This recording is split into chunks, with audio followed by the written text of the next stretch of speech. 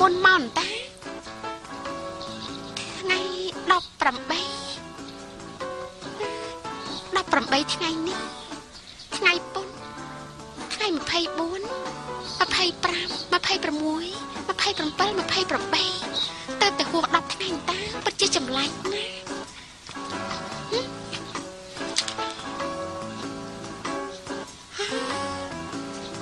ខ្ញុំអ្នកមានតម្ងន់ហើយខ្ញុំមានតម្ងន់ហើយ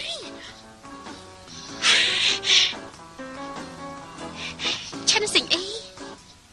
តាំងអារម្មណ៍ឲ្យស្ងប់ហាក់គ្មានអីទេខ្ញុំមានតម្ងន់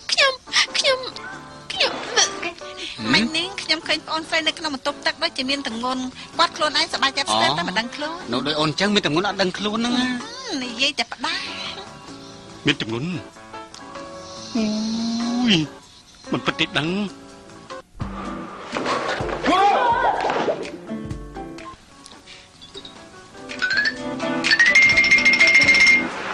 ណែហេតុអីក៏លោកនៅទីនេះនាងបីទេខ្ញុំមិនអីទេមិនខ្ញុំឃើញនាងនៅក្នុងបន្ទប់ទឹក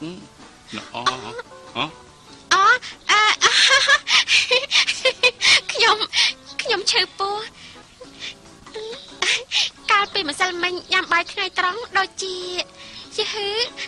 មានក្លិនចម្លែកទីបំផុតថ្ងៃនេះខ្ញុំមិនស្រួលខ្លួនមែនចង់ក្អួតចេះតែចង់ក្អួត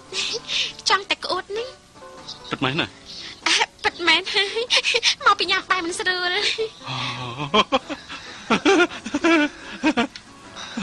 ខ្ញុំស្មានថាតាមពិតនេះឈឺពោះហ៎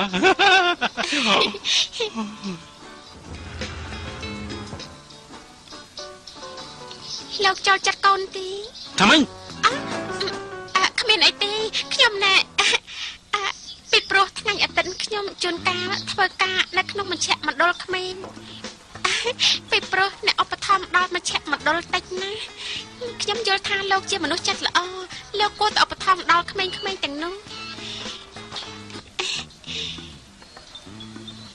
ណាអរគុណលោកដឹងទេក្មេងៗទាំងអស់នោះគួរឲ្យអាណិតខ្លាំងណាស់ពីព្រោះពួកគេសុទ្ធតែនៅក្នុងមជ្ឈមណ្ឌលពេលថ្ងៃត្រង់គ្មានលុយទិញម្ហូបញ៉ាំទេគ្រាន់ទេអរគុណចិត្តដល់ពេលចូលឆ្នាំតាមពិតខ្ញុំក៏ចង់ឲ្យពួកគេមានអាំងប៉ាវពេលចូលឆ្នាំដែរប៉ុន្តែខ្ញុំជាបុគ្គលិកតូចតាចក្នុងខ្លួនខ្ញុំគ្មានមកយកទាំងអស់ទៅអាំងប៉ាវទិញភួយហើយទិញអាហារពួកគេផងណាបានណាអស់លេឃើញទេអស់ណាចាអរគុណលោកហើយអរគុណលោកជាមនុស្សចិត្តល្អណាស់អស់មែនហើយលោកត្រូវការយកវិក័យប័ត្រទេលោកអាចបាត់ពីក្រុមហ៊ុននេះបានណាលោកត្រូវការចំណាយច្រើនខ្ញុំអរគុណលោកហើយតែធ្វើយ៉ាងណាអាចតាក់ទងលោកបានអត់ទូរស័ព្ទមកខ្ញុំមកចាអត់ទូរស័ព្ទមកចានេះជាលេខទូរស័ព្ទរបស់ខ្ញុំណាបើសិនជានេះមានការអីខ្ញុំចង់និយាយថាបើសិនជានេះមានផលលំបាកឬមួយកថាមានបញ្ហាខ្លះដែលហាមមកនិយាយមិនកើតទេនោះនាងទូរស័ព្ទប្រាប់ខ្ញុំទៅពេលណាក៏បានដែរណាខ្ញុំរងចាំជានិច្ចខ្ញុំចាំជានិច្ចចាំទទួលជានិច្ចហ្នឹងណាចាអរគុណ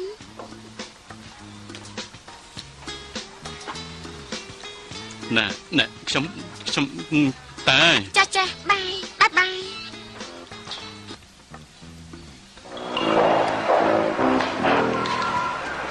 តាគាត់ចង់និយាយអីដូចជាអាចកំបាំងយ៉ាងនេះ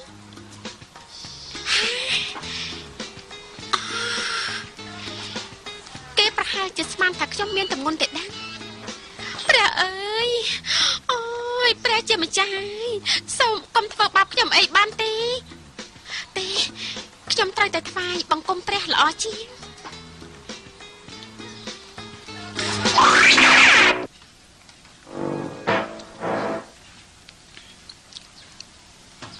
2 3ទៅមកធាន ទៀនជប់លេងញ៉ាំនំញ៉ាំនំញ៉ាំនំ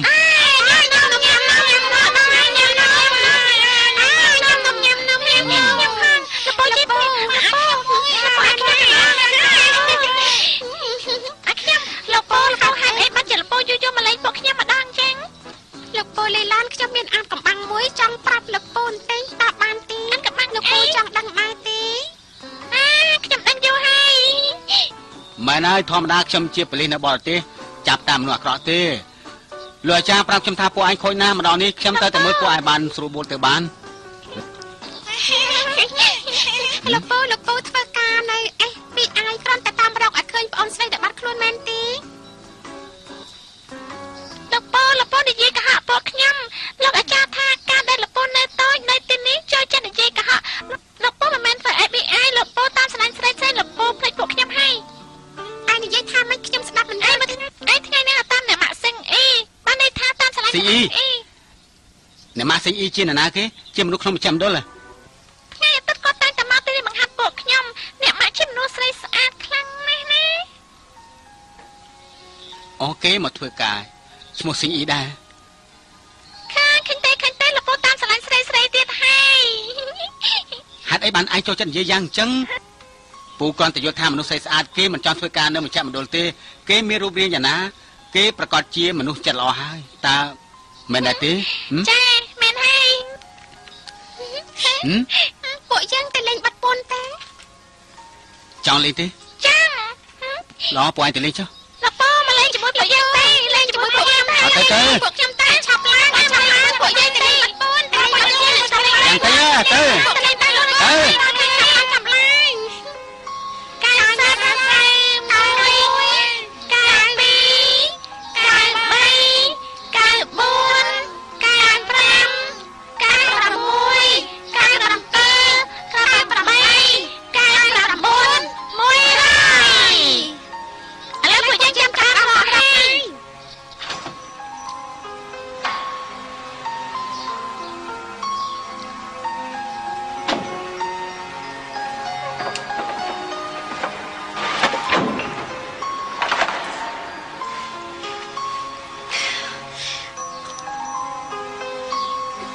លោកអាចារ្យណក់ម៉ាំងខ្ញុំមានកំហុស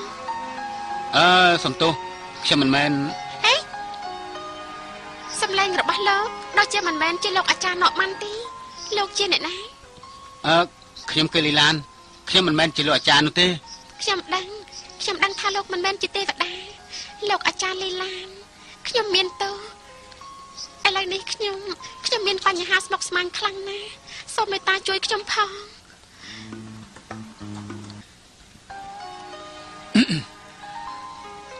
បានប្រាប់ខ្ញុំមកតាមមានបញ្ហាស្មុគស្មាញអ្វីខ្លះទៅ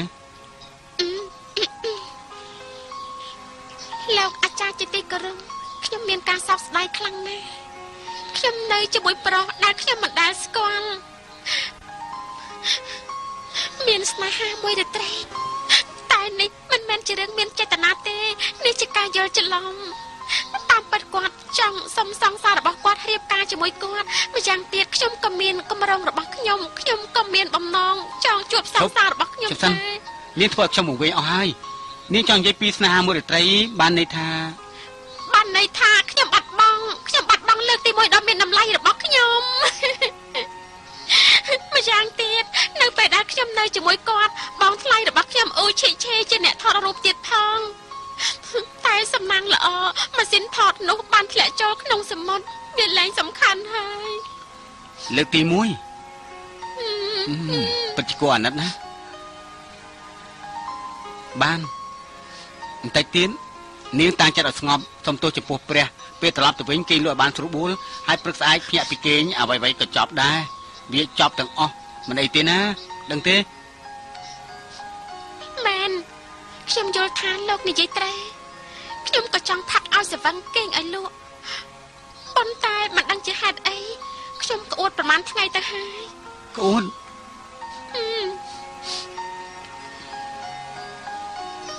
អូនាងប្រហែលជា